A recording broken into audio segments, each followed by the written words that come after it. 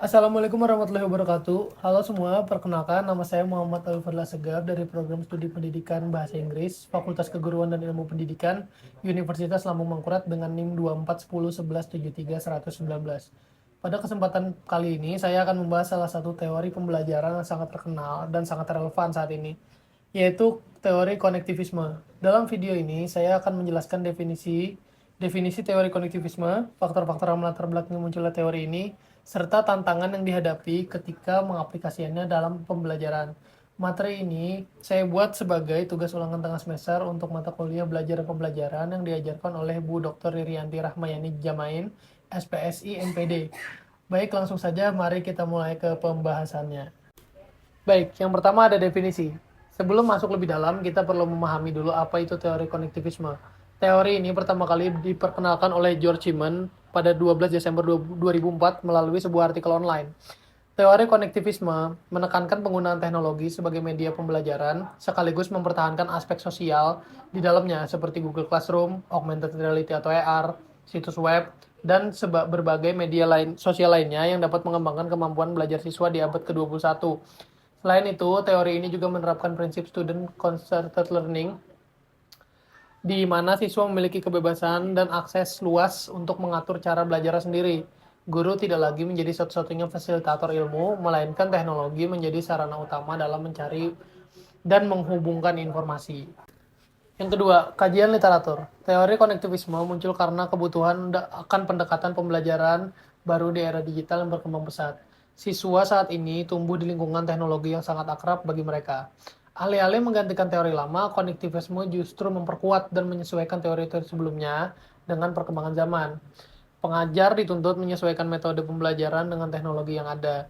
Media seperti Google Classroom, Zoom, YouTube, dan aplikasi edukatif lainnya dapat digunakan untuk menciptakan pembelajaran menarik dan interaktif. Teori ini menekankan pentingnya koneksi baik antar jaringan, saraf, sosial, maupun melalui media online. Pembelajaran terjadi melalui hubungan yang terbentuk di berbagai jaringan, baik fisik maupun digital. Namun, seperti teori lain, konektivisme juga memiliki tantangan. Baik, kita akan masuk ke permasalahan. Pertama, kesenjangan akses teknologi. Tidak semua orang atau semua daerah itu memiliki akses internet dan perangkat yang memadai, sehingga penerapan teori ini tuh belum merata dari yang pertama ya. Yang kedua itu kemampuan digital yang belum merata. Banyak siswa yang belum mampu menggunakan media belajar digital secara efektif karena keterbatasan akses dan perangkat. Yang ketiga, kurangnya interaksi emosional dan sosial. Pembelajaran hanya melalui lewat layar ya, itu mengurangi ikatan antara guru dan siswa, sehingga proses belajarnya itu terasa kurang hidup dan hambar gitu. Masih banyak lagi sih sebenarnya tantangannya, namun yang saya soroti hanya yang paling umum dan sering terjadi.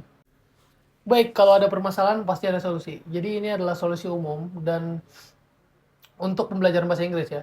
Untuk mengatasi tantangan tersebut, sekolah dan pemerintah perlu memastikan akses teknologi dan internet yang merata bagi semua siswa agar bisa mengakses gitu ya. Selain itu juga guru dan siswa harus dibekali kemampuan digital agar pembelajaran lewat teknologi berjalan efektif. Interaksi sosial tetap harus dijaga, misalnya melalui diskusi online, kerja kelompok virtual, atau forum belajar agar suasana pembelajaran tetap hangat dan terkoneksi.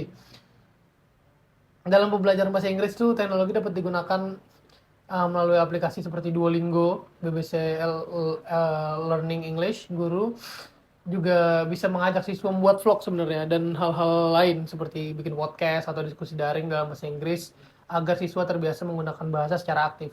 Siswa juga dapat bergabung dalam komunitas belajar global untuk berlatih langsung dengan penutur asli sehingga pembelajaran menjadi lebih bermakna dan sesuai dengan perkembangan zaman.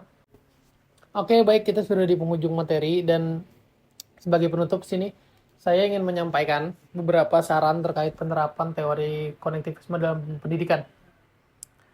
Teori ini perlu didukung dengan contoh nyata, misalnya apakah kolaborasi online itu benar-benar meningkatkan pemahaman siswa, atau apakah simulasi virtual itu membuat pembelajaran lebih menarik dan interaktif dengan bukti nyata ya.